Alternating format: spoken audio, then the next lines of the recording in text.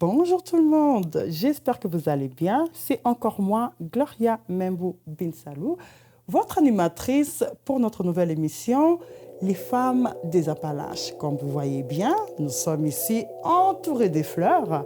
Aujourd'hui, nous venons visiter le magasin Essence à Thetford Mines et nous allons rencontrer la femme derrière qui s'appelle Marie-Josée Fontaine.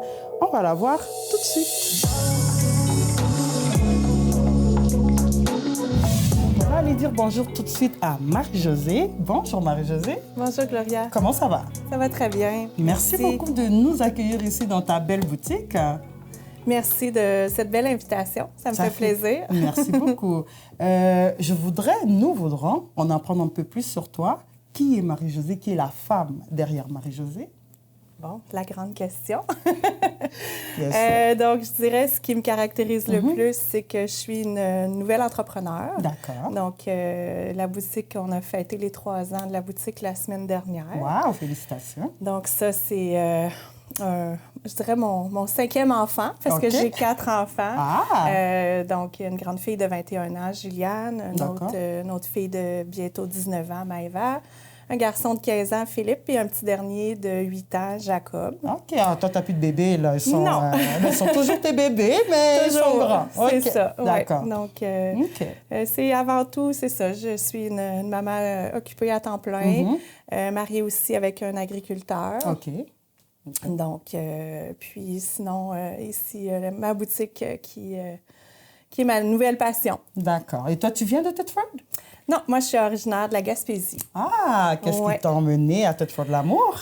Oui, en fait, c'est ça. Hein, le vieux proverbe dit « Qui prend mari, prend pays ». Exact. Donc, mais j'ai fait un parcours aussi dans la région de Trois-Rivières. Mes études universitaires se sont faites à Montréal, puis ensuite, on est revenu dans la région ici. Tu t'es promenée... Mais mes parents sont originaires d'ici. Ah, ben. Mais je suis née en Gaspésie, j'ai quand même vécu là quelques années. D'accord. Maintenant qu'on connaît un peu qui est la dame derrière Marie-Josée, tu peux nous parler un peu de ton parcours professionnel? Là, tu m'as dit que tu avais étudié à Montréal. Tu as étudié dans quoi? Tu as travaillé dans quoi avant? Maintenant, tu es entrepreneur. Donc, parle-nous un peu de ça, s'il te plaît.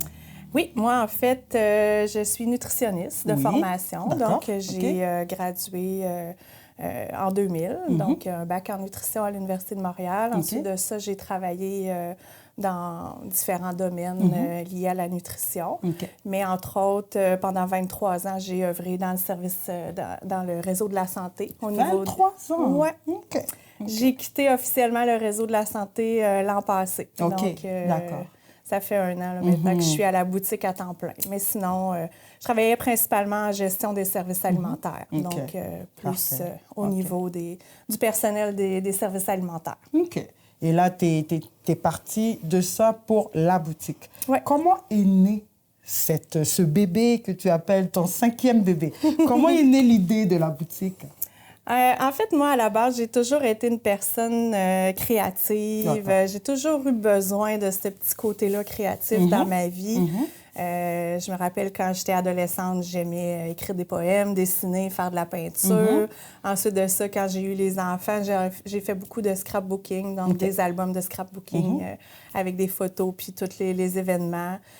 Puis l'idée est vraiment venue, c'était pas prévu, mais tout ce qui est arrangements floraux, c'est vraiment arrivé pendant la pandémie, pendant la COVID. La pandémie a fait beaucoup de choses, hein? Oui!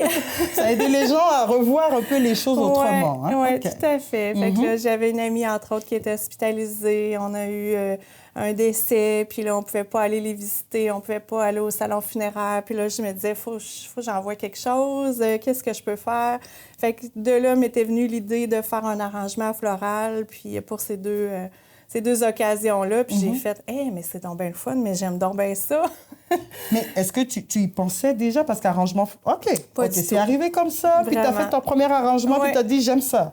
Oui, j'ai commencé à faire ça, puis là, C'est devenu rapidement une passion, mais là, j'avais pas de boutique. Fait que je faisais ça chez moi. Et ma salle à manger, elle était pleine. À un moment donné, j'ai manqué d'espace. J'ai descendu ça dans le sous-sol et il y en avait partout. Puis là, j'ai fait... Comme on dirait qu'il faudrait un endroit, ouais, là. J'ai dit, ça me prend une place pour mettre tout ça. Puis de là est venue l'idée là, de la boutique avec Pignon sur rue. Par contre, j'ai été prudente dans mon cheminement parce que j'ai quand même continué à travailler là, pour le réseau de la santé. Là, il y a la sécurité. Oui. Puis, tu sais, je voulais être sûre que c'était pas juste un projet que moi j'aimais, que ça parlait, que ça répondait à un besoin aussi. Fait que pendant 2 ans, là, j'ai continué à travailler pour le 6 Chaudière-Appalaches à temps partiel.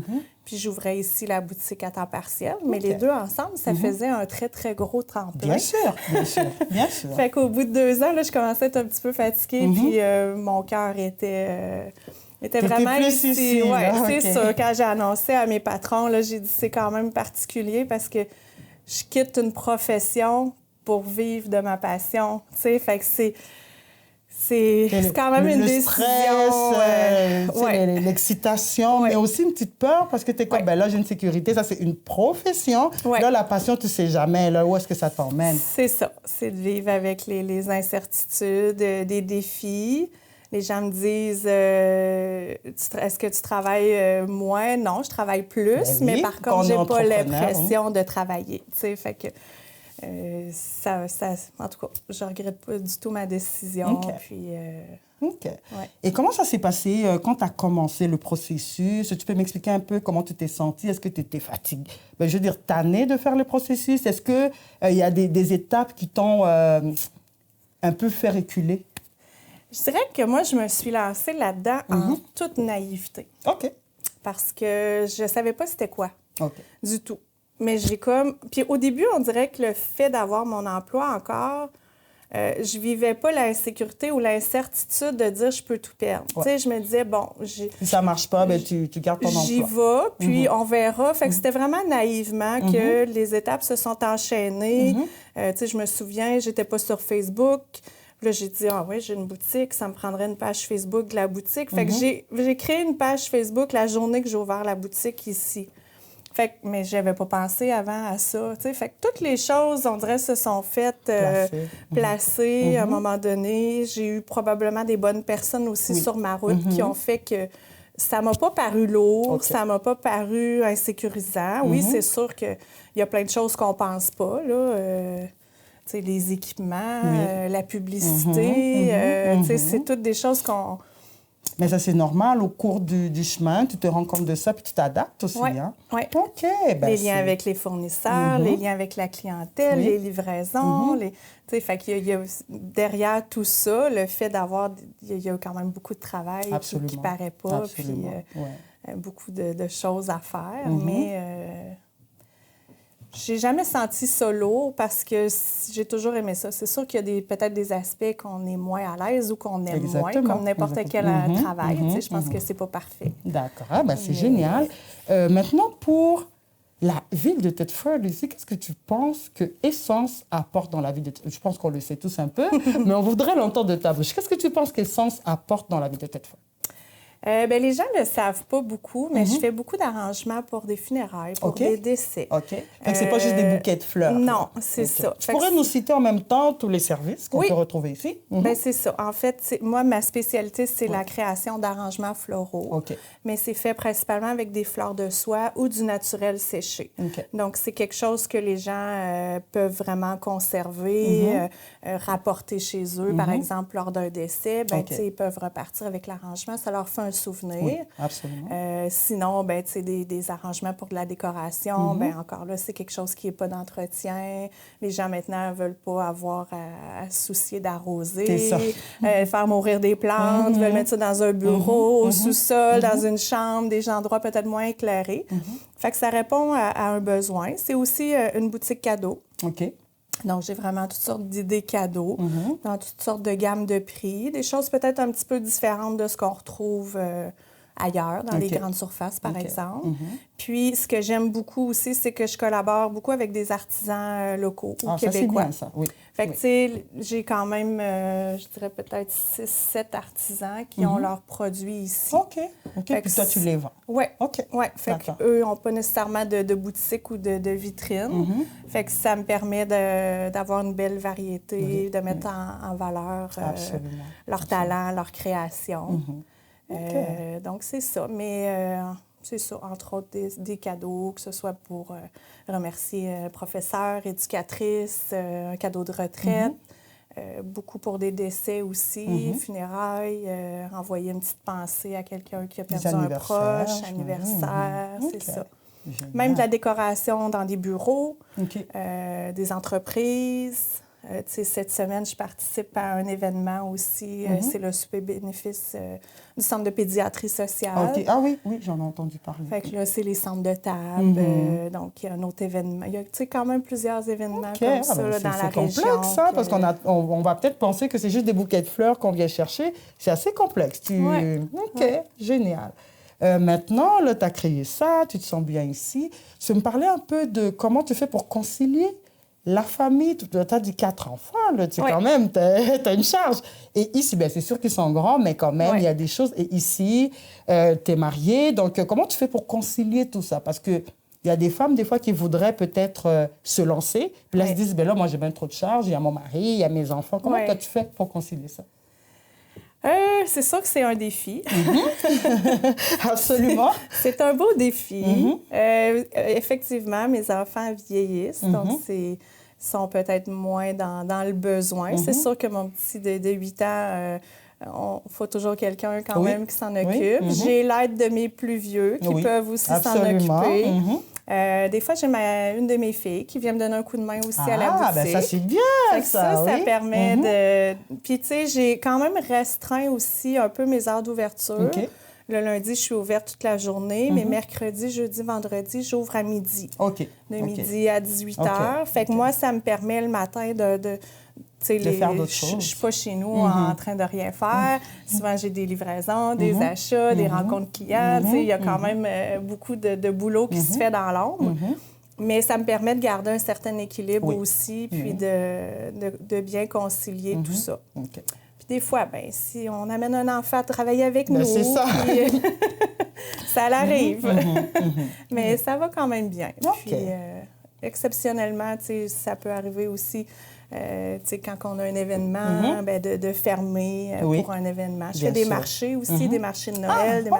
Fait que ça aussi, c'est quand même assez demandant. Fait que les journées que j'ai un marché de Noël, il y en a qui s'en viennent, c'est sûr que ça se peut que la boutique soit fermée ou que j'ai quelqu'un qui me remplace. Puis, c'est génial. Il ne faut pas compter nos heures, c'est certain. Quand tu es entrepreneur, tu ne comptes pas tes heures du tout, parce que sinon... Tu te retrouves à te dire que tu abuses peut-être. Mais après, il faut quand même garder un équilibre aussi, parce qu'on peut se retrouver de l'autre côté, à mettre trop d'heures, puis se perdre un peu là-dedans. Je voudrais qu'on puisse revenir un peu, parce que là, tu nous l'as dit modestement, que tu es partie de ta profession pour devenir entrepreneur. Mais c'était quand même une profession stable, un emploi très stable, où tu étais bien. Donc, je voudrais que tu puisses nous expliquer un peu plus ta voix intérieure, la chose qui s'est passée en toi pour que tu te dises, moi maintenant, là, j'y vais. Peut-être dans ta famille, peut-être tout ce qui s'est passé autour pour que tu puisses en arriver là, en fait. Oui, effectivement. C'est un cheminement, je pense, qui s'est fait progressivement. C'est vrai que j'avais une sécurité, un bon emploi, tout allait bien. J'aimais aussi mon travail, là, on ne se le cachera pas. Mon côté créatif me manquait beaucoup, puis il avait été mis de côté vraiment avec les années à cause des occupations pour les enfants. Là, quand on travaille 40 heures, à un moment donné, on n'a plus le temps. Mais je dirais que les événements marquants qui ont fait qu'à un moment donné, on n'a pas le choix de s'écouter. Moi, j'ai perdu mes 2 parents. Là. Mon père avait 59 ans, très jeune. Je suis désolée. Subitement. Puis ma mère était déjà très malade à l'époque, cancer du sein. Puis on savait que les années étaient comptées. Puis ensuite, ma mère est décédée 4 ans après mon père. Elle avait 61 ans. Donc, on a perdu nos parents très, très jeunes. Ça a été des grosses épreuves, des gros chocs. Puis, on dirait que ça nous fait prendre conscience. Absolument, on voit la vie autrement après. C'est ça, la vie va vite, qu'il faut s'écouter, écouter la petite voix intérieure. Là. Fait que c'est un peu ce cheminement-là. Puis ma mère, tu sais, ce qui est bizarre dans tout ça, c'est qu'avant, quand elle était en forme, elle faisait des décors de mariage. Oh, OK. Fait qu'elle faisait des centres de table, tu sais, toutes sortes de choses comme ça. Puis elle aimait ça. Là, ensuite, bon, la maladie a fait qu'elle n'a pas pu continuer à le faire. Mais avec le recul, tu sais, je me dis... C'est spécial que je continue un peu la route de ma mère. C'est comme un petit lien entre vous. Oui. OK. Puis, tu sais, je sais qu'elle m'aurait appuyée là-dedans à 100 probablement qu'elle serait en arrière du comptoir avec moi, qu'elle viendrait m'aider dans mes créations, qu'elle serait... Tu sais, je le sens un peu, cet appui-là. Fait que c'est un peu ça. Je pense qu'il y a eu des événements significatifs dans ma vie qui ont fait en sorte qu'à un moment donné, on se dit, bon... c'est correct, là, mes enfants ont vieilli aussi. Fait que là, j'ai comme un peu choisi de m'écouter, d'écouter ma petite voix intérieure, puis de foncer. OK, d'accord. Ces événements-là qui t'avaient emmené là, est-ce qu'aujourd'hui, avec le recul, est-ce que c'est sûr que sur le moment, toi, tu es dépassé, tu es là, oh mon Dieu, qu'est-ce qui se passe? Puis tu trouves une solution. Ouais. Mais aujourd'hui, avec le recul, comment tu vois ces événements-là? C'est sûr qu'on... Je m'en serais passée, honnêtement. C'est sûr, c'est sûr. J'aimerais bien mieux avoir mes parents avec bien sûr, moi. Bien sûr. Mais je pense que derrière toute épreuve, oui, on grandit, on chemine. C'est notre histoire. Chacun son histoire. Oui. Hein? Je pense que personne n'a une vie parfaite. Puis, c'est le temps qui fait les choses aussi. Hein? Puis, on vit avec ça autrement. Oui. Exactement. Mais, c'est ça. Je pense qu'il ne faut pas avoir de... C'est sûr qu'on peut se bloquer, on peut s'arrêter. Moi, si j'avais su toutes les étapes de l'entrepreneuriat au début, peut-être que j'aurais dit « Oh non, c'est pas pour moi. » Puis, tu sais, j'embarque pas là-dedans. Tu ne te serais pas vue là-dedans. C'est ça. Mais quand on y va un peu étape par étape, puis de s'écouter aussi, puis... avec le recul, moi, je suis pleinement épanouie là, dans ma décision. Tu es contente d'avoir écouté ta voix intérieure, d'avoir suivi ton intuition, dans le fond. Oui. Fait que là, il y a des femmes qui nous écoutent, des femmes qui ont peut-être des idées, des femmes qui s'agrugent dans leur tête, mais elles se disent, là, ça, c'est pas pour moi, ça, c'est pour les femmes, peut-être comme toi, elle a l'air forte, elle a l'air ceci. Est-ce que tu pourrais donner des conseils à ces femmes peut-être en mentionnant certaines petites choses que tu as fait quand tu ne te sentais pas bien ou quand tu te sentais dépassée, qui t'ont aidé à traverser ça pour arriver où est-ce que tu en es aujourd'hui? C'est sûr qu'il faut s'écouter. Il faut écouter notre petite voix intérieure, notre passion profonde. Il faut faire quelque chose qui nous rejoint vraiment puis qu'on sait qui nous rend heureuse. Je pense qu'on ne peut pas se lancer là-dedans si on n'est pas pleinement passionné. Puis... il faut vraiment, comme n'importe quel emploi d'ailleurs, je pense que c'est ce que je dis à mes enfants, faites quelque chose que vous allez aimer. Puis si à un moment donné, vous n'aimez plus ça, bien faites autre chose. Mais c'est important d'aimer ce qu'on fait, d'aimer notre travail. C'est sûr que moi, je suis allée peut-être un petit peu plus par étapes. Il y en a qui vont lancer ça du jour au lendemain, directement, advienne que pourra, on se lance dans le vide. Moi, je n'étais peut-être pas... en tout cas, pour moi, c'était trop un grand risque. Fait que j'ai choisi d'y aller un petit peu plus par étapes, prudemment. Je ne le regrette pas. Oui, ça a été 2 années très difficiles que je travaillais 2 fois plus. Mais j'ai quand même eu du support là-dedans aussi. Puis, comme je disais, j'ai été bien entourée. On dirait que les choses se plaçaient naturellement, sans que j'aille à trop faire d'efforts. On dirait que j'avais des bonnes personnes sur ma route qui me faisaient cheminer à chaque fois. Fait que c'est sûr qu'il ne faut pas trop anticiper non plus. Il ne faut pas trop essayer de prévoir parce que des imprévus, il y en a vraiment beaucoup. Là. Puis il y en aura toujours.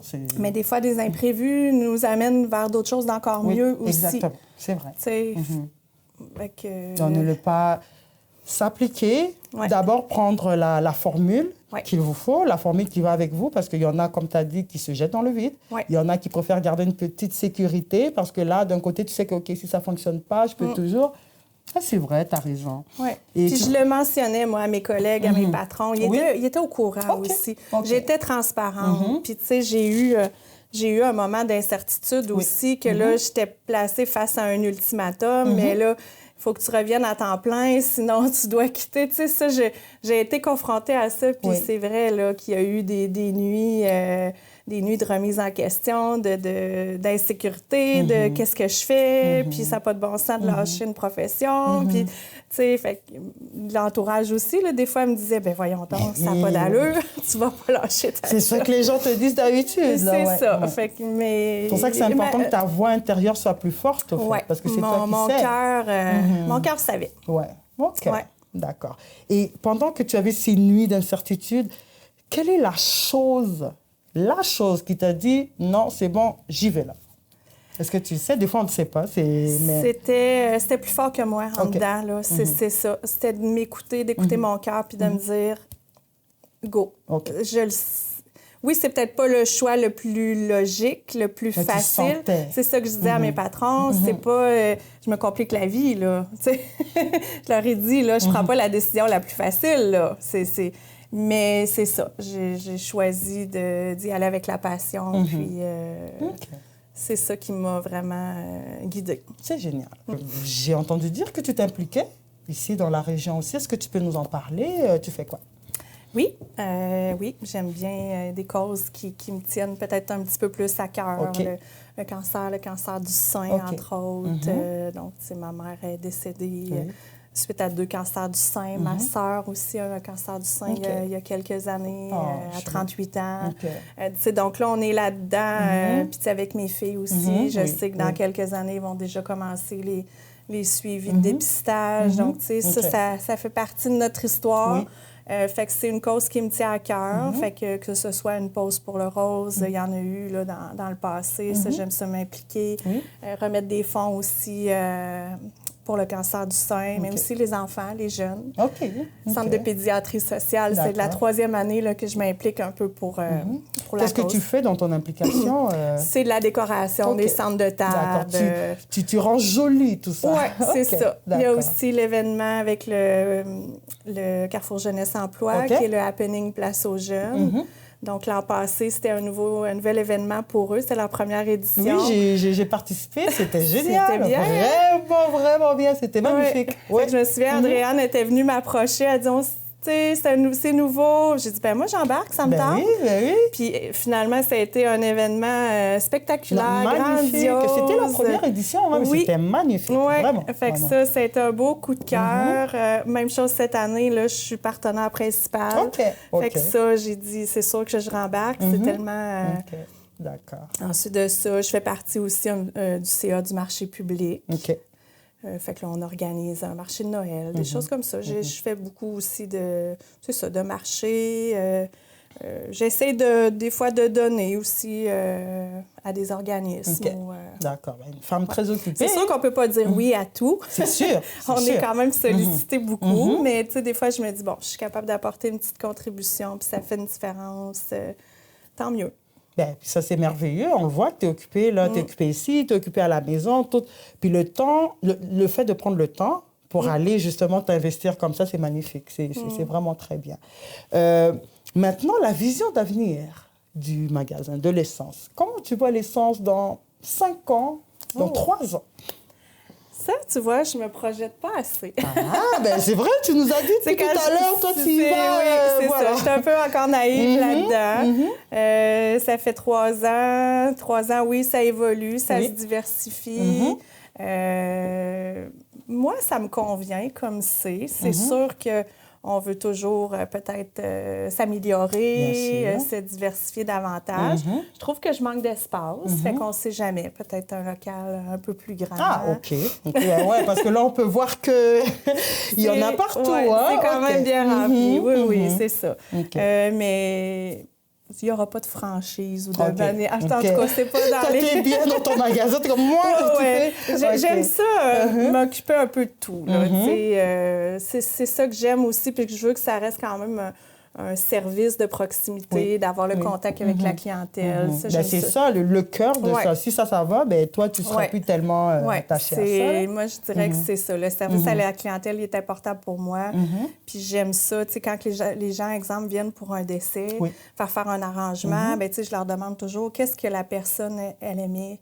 Bon, un amateur de chasse, bon, mais c'est correct. On y va-tu avec, dans les couleurs un peu d'automne, on peut rajouter un petit chevreuil, un orignal. Donc, quelque chose qui va être significatif, qui ressemble à la personne, puis qui va être significatif pour eux en souvenir aussi. Okay. Fait que ça, j'aime ça, personnaliser les arrangements, ajouter, c'est ça, une petite touche ou un objet qui appartient aussi à la personne. Tu sais, je leur dis, avez-vous quelque chose qui est significatif?